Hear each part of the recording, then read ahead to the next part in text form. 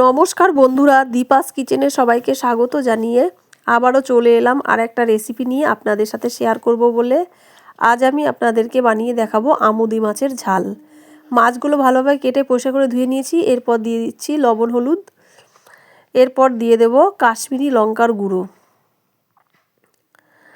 আমি কিন্তু এখানে আমুদি মাছের মাথাগুলো ফেলে দিয়েছি কেটে। এরপর একটু ভালোভাবে মাখিয়ে নেব। আপনারা কিন্তু মাখাতে চাইলে একটু সরষের তেলও দিতে পারেন। আমুদি মাছের মাথাগুলো ফেলে দিয়েছি কারণ মাথার মধ্যে কাঁকড় থাকে, খেতেও ভালো লাগে না। মাছটা আমার মাখা হয়ে গেছে। এরপর ঢাকা দিয়ে 20 মিনিট রেস্টে রেখে দেব। কড়াইতে দিয়ে দেবো সাদা তেল। মাছগুলো হালকা একটু ভেজে নেব।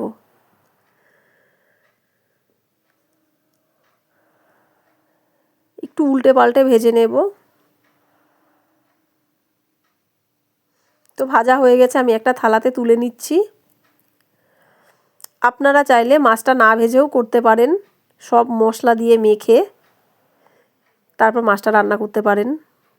মাছটা ভাজা হয়ে গেছে। এরপর কড়াইতে দিয়ে দিচ্ছি সরষের তেল। তেলটা গরম হলে দিয়ে দেবো পেঁয়াজ কুচি।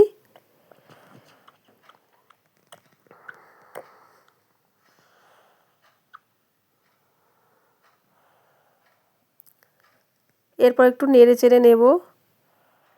পেঁয়াজটা একটু ভাজা ভাজা হয়ে এলে দিয়ে দেবো রসুন আর টমেটো কুচি। একটু ভালোভাবে কষিয়ে নেব।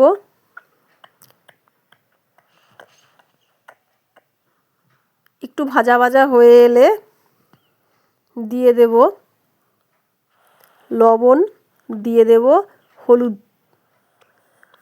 একটু ভালোভাবে নেড়ে চেড়ে নেব। যেহেতু আমি কাঠের জালে রান্না করছি, একটু ভালোভাবে নাড়তে হবে ঘন ঘন, যাতে পুড়ে না যায়। দিয়ে দেব লঙ্কা বাটা।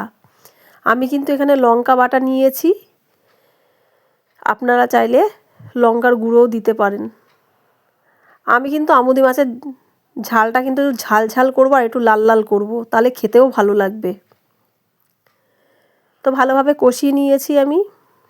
এরপর দিয়ে দেব অল্প পরিমাণে জল। ঝোলটা একটু ফুটে এলে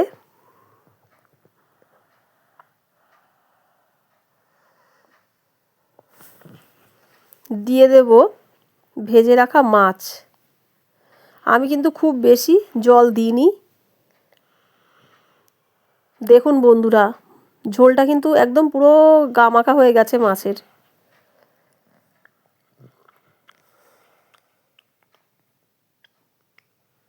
এরপর ঢাকা দিয়ে রান্না করে নেব 10 মিনিট মতো।